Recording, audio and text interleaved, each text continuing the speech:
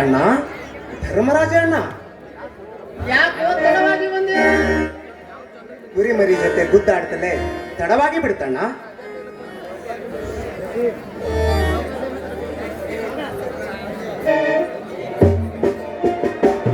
ದಿನನಿತ್ಯ ಹೇಳೋದೆಲ್ಲ ಬರೇ ಸುಳ್ಳು. ಆದರೆ ಇವನ ಮಾತು ನೀನು ಕೇಳ್ತಾ ಹೊರಟರೆ ಕೋರ್ಟ್ ಕಚೇರಿಗೆ ಇನ್ನೂ ಹೋಗುವ ಸಮಯ ಇರಲಿಲ್ಲ. ಅಂದರೇನು ಶಶಿಧರ? ಏನಿಲ್ಲ ಮಾತಿನ ಅರ್ಥ? ಇಡೀ ಸುತ್ತು ಹತ್ತು ಜನ ಸುಮ್ಮನಿರುವಾಗ ಇವನೊಬ್ಬನೇ MLA ವೀರಗೌಡನ ಮನೆಗೆ ಹೋಗಿ ವಿಮಾನ ನಿಲ್ದಾಣಕ್ಕೆ ಒಂದು ಇಡೀ ಕೂಡ ಮಣ್ಣನ್ನು ಕೊಡೋದು ಅಂತ ಸವಾಲಾಗಿ ಬಂದಾನಂತೆ. ತಾಕತ್ತಿದ್ದರೆ ನಿಮ್ಮನ್ನು ನೋಡ್ತೀನಿ ಅಂತ ಅಂದಾನಂತೆ. ಇವನಿಗೆ ಏಕೆ ಬೇಕಲ್ಲ ಆ ರೈತರ ಚಳವಳಿ. ಇದು ರೈತರ ಚಳವಳಿ ಹೋರಾಟ ಅಲ್ಲ ತಮ್ಮ, ಇದು ನಮ್ಮಂತ ಕುರಿ ದನಗಳನ್ನು ಮೈಸುವ ಜನರ ಹೋರಾಟ. ಆ ರೈತರ ಭೂಮಿಯನ್ನು ಎತ್ತಿ ಬಿತ್ತಿ ತಮ್ಮ ಉತ್ತಿನ ಚೀಲ ತುಂಬಿಸಿಕೊಂಡು ಹೊಲ ಅದನ್ನು ಬಿಟ್ಟು ಬೇರೆ ಕಡೆ ಖರಾಬು ಭೂಮಿ ನೋಡಿಕೊಳ್ಳಿ ಎಂದರೆ ಅದು ತಪ್ಪ. ಅದು ನನ್ನ ದೃಷ್ಟಿಯಲ್ಲಿ ತಪ್ಪೆ. ಅಲ್ಲಿ ವಿಮಾನ ನಿಲ್ದಾಣ ಆದರೆ ನಮ್ಮವರ ದೊಡ್ಡ ಸಿಟಿ ಆಗುತ್ತದೆ. ಆ ರೈತರ ಮನೆಯಲ್ಲಿ ಮತ್ತೊಬ್ಬ ನೌಕರಗಾರ ಆಗುತ್ತಾರೆ. ಅದರ ಚಿಂತೆ ಇವನಿಗೆ ಏಕೆ ಬೇಕ? ಇವರ ಕೆಲಸ ಕುರಿ ಕಾಲದಷ್ಟೇ ಇವರ ಕೆಲಸ. ಅದೇ ಕುರಿ ಮೈಸೋ ಗೋಮಾಳ ಹೋದ ಮೇಲೆ ನಾನೆಲ್ಲಿ ಕುರಿ ಮೈಸಬೇಕು? ಅಣ್ಣ, ಇವರ ಮಾತು ಮಿತಿ ಮೀರಿ ಹತ್ತಿತು. ಅದನ್ನು ಕೇಳ್ತಾ ನೀನು ಸುಮ್ಮನೆ ನಿಂತಿರುವೆ. ಇವನನ್ನು ಸರಿಯಾಗಿ ತಿದ್ದಿ ಬುದ್ಧಿ ಹೇಳು. ಆ ಗೌಡನ ತಂಟೆಯನ್ನು ಬಿಡಿಸು, ಇಲ್ಲಾಂದ್ರೆ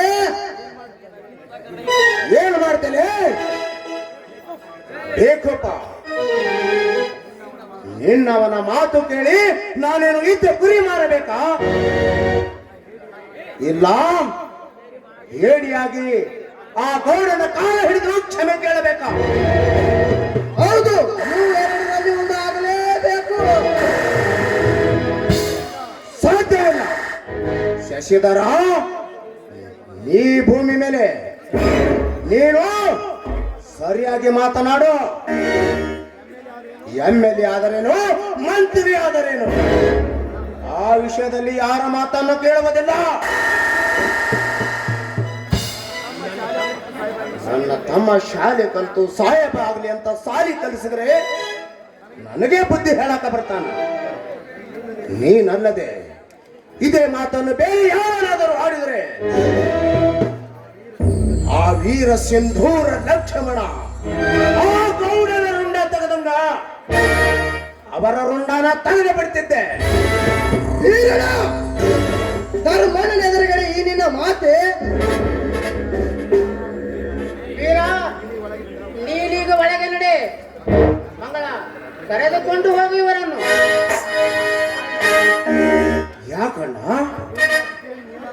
ನೀನು ಇವನ ಮಾತು ಕೇಳಿ ಆ MLAಗೆ ಹೆದರಿ ಏಡಿಯಾಗಿ ನಡೆಯುತ್ತೀಯ? ಇಲ್ಲ, ಈ ಜಗದ ರೈತರನ್ನು ಅವಾಗ ತಲೆಬಾಗುವಂತೀಯಣ್ಣ. ವೀರು, ನನ್ನ ಆಜ್ಞೆ. ಒಳಗೆ ನಡೆ ಅಂದೆ ಅಷ್ಟೇ. ಸರಿ, ಬಾತಿಗೆ ಹೋಗೋಣ.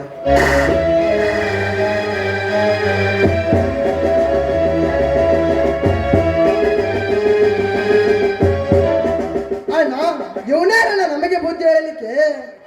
ನೀನು ಹೇಗೆ ಇವನಿಗೆ ಇಷ್ಟೊಂದು ಮಾತಾಡಲು ಅಧಿಕಾರ ಕೊಟ್ಟಿದೆ? ಇವನೇನು ನಮ್ಮ ಸ್ವಂತ ಒಡ ಹುಟ್ಟಿದವನೇ, ಇವನೊಬ್ಬ ಅನಾಥ. ಶಶಿ, ಸಂಬೋಧಿಸಬೇಡ ಈ ಅನಾಥವೆಂಬ ಶಬ್ದವನ್ನು.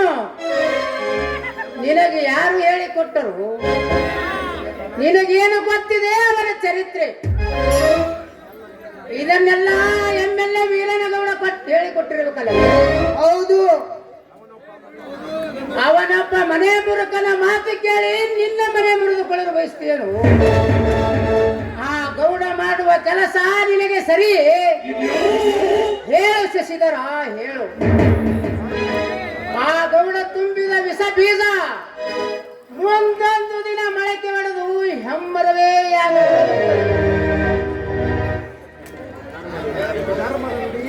ಈ ಧರ್ಮದ ನುಡಿ ಬೆಂಕಿಯ ಕಿಡಿಯಾಗಿ ನಿಮ್ಮನ್ನೇ ನಾಶ ಮಾಡಿಬಿಡುತ್ತದೆ. ನೀನು ಕೂಡ ಆ ವೀರನಂತೆ ಮಾತನಾಡಿದರೆ ಅದನ್ನು ಎದುರಿಸಲು ಸದಾ ಸಿದ್ಧನಾಗಿದ್ದೇನೆ. ನನಗೆ ಆ ಗೌಡನ ಮಾತಾಡೋದಾಗ್ಯ. ಅಯ್ಯೋ ಶಿವ ಶಿವ, ಶಾಲೆ ಕಲಿತು ಸಾಯಬನಾಗಲೆಂದು ನಾವು ಬಯಸಿದರೆ ಆ ಗೌಡನ ಸೆಳೆತಕ್ಕೆ ಸಿಕ್ಕು ಏನೇನು ಮಾತನಾಡುತ್ತಾನಲ್ಲಪ್ಪ.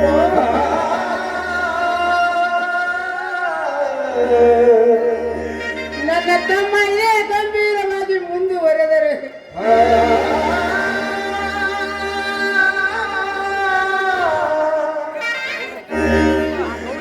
ಆ ಗೌಡ ತುಂಬಿದ ವಿಷ ಬೀಜ ಮುಂದೆ ಒಂದು ದಿನ ಮೊಳಕೆ ಹೊಡೆದು ಎಂಬರವೇ ಆಗಿ ಬಿಡುತ್ತದೆ. ಏನು ಶಿವ ಶಿವ.